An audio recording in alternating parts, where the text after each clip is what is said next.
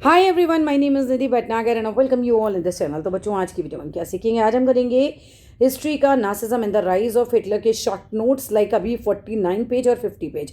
ये जो आपका पेज नंबर है, इसी के नोट्स हमारे यहाँ पर हम डिस्कस करने वाले हैं। तो चलो विदाउट डिले हम फटाफट इसको डिस्कस करते हैं।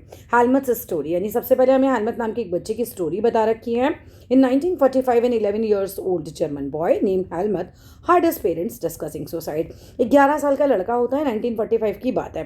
वो जर्मन बॉय है, उसका नाम है हेलमट, और वो अपने माता पिता को डिस्कस करते हुए सुनता है कि वो सुसाइड करने की बात कर रहे हैं। His father feared that allies would take a revenge for what Germans had done to the Jews.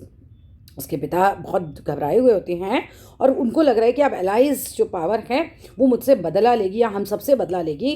क्यों बदला लेगी? For what Germans had done the Jews, कि जर्मन के लोगों ने, है ना, इन लोगों ने एक तरीके से जो ज्यूज के साथ किया है उसका बदला लिया जाएगा। His father later shot himself in his office, उसके पिता अपने आप को गोली मार लेते हैं अपने ऑफिस में। Helmut saw his father's blood shed stained uniform burning in the fireplace. अब हेलमट देखता है कि उसके पिता की खून से रंगी हुई जो यूनिफॉर्म है उसको घर के फायरप्लेस में जला दिया जाता है। दिस एक्सपीरियंस ट्रॉमेटाइज्ड, है ना, हेलमट बैडली। अब इसकी वजह से हेलमट जो है पूरा सदमे में चला जाता है। ये refuse to eat at home for many years, कई साल तक वो बच्चा 9 ईयर्स तक उसने खाना नहीं खाया था घर पे, क्योंकि उसको डर था कि इसमें पॉइजन नहीं हो। इसके बाद बात करते हैं nature of Nazism. Basically Nazism क्या है, क्या नेचर था उसका? Helmut's father had been a Nazi supporter. Helmut के जो पिता थे वो नाजी सपोर्टर थे। Hitler wanted to make Germany a mighty world power. Hitler चाहता ये था कि वो जर्मनी को एक बहुत ही शक्तिशाली पावर बना दे, वर्ल्ड पावर बना दे। Nazism was not just a few violent acts. अब नासिज्म का मतलब ऐसा नहीं था कि केवल कोई थोड़े से वायलेंट एक्ट उन्होंने करे थे। It was a complete system of ideas about politics, society and race. It was a complete system of ideas about politics, society and race. It aimed at controlling people's mind. मतलब इसका तो M ये था कि लोगों के दिमागों पर कब्जा कर लो, एज वेल एज उनके एक्शंस पे कब्जा कर लो, उनके दिलो दिमाग पर हावी हो जाओ, हम जो कहें वो वैसा ही करें।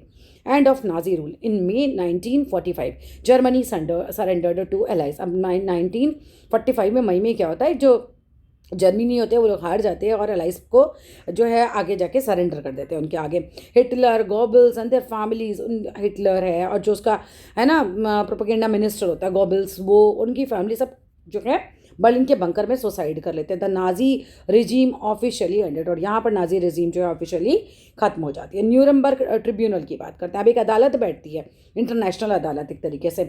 After the war the international military tribunal was set up at Nuremberg. अब न्यूरमबर्ग में एक ट्रिब्यूनल बैठती है, राइट, मिलिट्री ट्रिब्यूनल बैठती है। Nazi leaders were tried for, इन लोगों के ऊपर केस चलाया जाता है फॉर क्राइम अगेंस्ट पीस। तीनों पॉइंट याद कर लो, crime against peace, war crimes and crime against humanity. इन तीनों वजहों से उनके ऊपर केस चलते हैं। And these trials raised serious moral and ethical questions worldwide. अब इस तरह के ट्रायल के मतलब एक तरीके से उठाते हैं ये सब बहुत सीरियस, है ना, मॉरल और एथिकल क्वेश्चंस को वर्ल्ड वाइड। इन लोगों ने बहुत गंदे ढंग से भरा था। किया क्या था इन्होंने? जीनोसाइडल war bye Nazi Germany.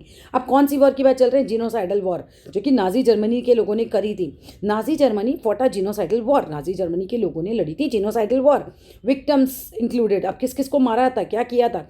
6 lakh तो ज्यूज को मार दिया, ठीक है, 2 लाख जिप्सीज को मार दिया, 1 मिलियन इन्होंने पॉलिश सिविलियंस को मार दिया, 70,000 mentally and physically disabled Germans को इन्होंने मार दिया, और मेनी पॉलिटिकल ओपोनेंट्स, जो भी विरोधी थे राजनीति के इनकी, उनको मार दिया। तो people were killed in gas chamber, जिनको ऑशविट्स कहा जाता था, इनको गैस, जहरीली गैस में छोड़ दिया जाता था, उसमें मार दिया गया। And this was an unprecedented method of mass killing. मतलब कितना गंदा मेथड था ये, इस तरीके से बिल्कुल अमानवीय तरीका था जिससे इनको मारा गया था। पनिशमेंट्स ऑफ नाजी, अब पनिशमेंट क्या मिली इनके करने पर? Only 11 leading Nazis were sentence to death.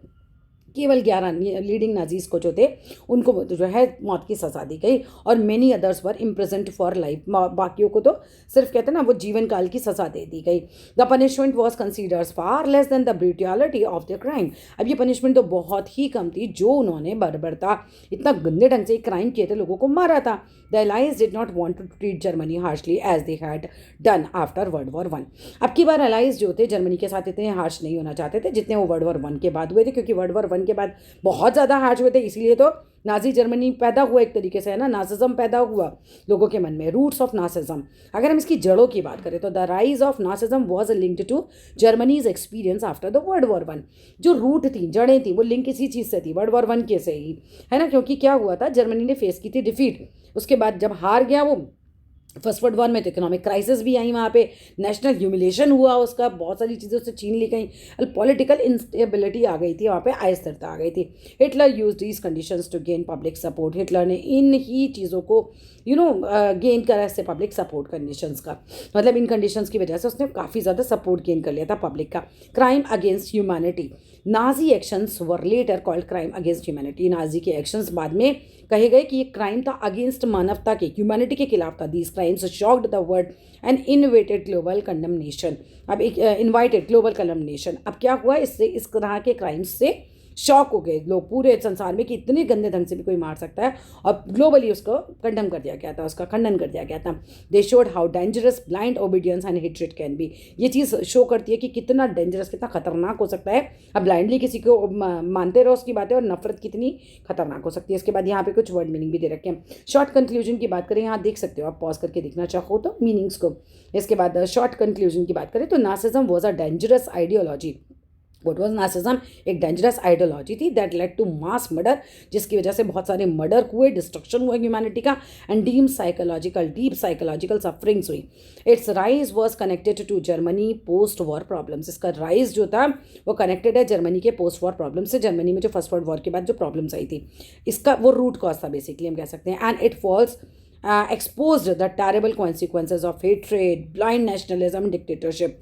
और इसके बाद इन लोगों ने क्या किया, नफरत है ना, ब्लाइंड नेशनलिज्म किया। एक तरीके से आप बस कह रहे हो कि आप हो, लेकिन आप इसके दूसरों के साथ कितना बुरा कर रहे हो। डिक्टेटरशिप नाज, जो हमारा हिटलर था वो तो डिक्टेटर ही था। तो that's all in this video, जो होता है हमारे यहाँ। Short revision finish. Thank you so much, मिलते हैं अगली वीडियो में।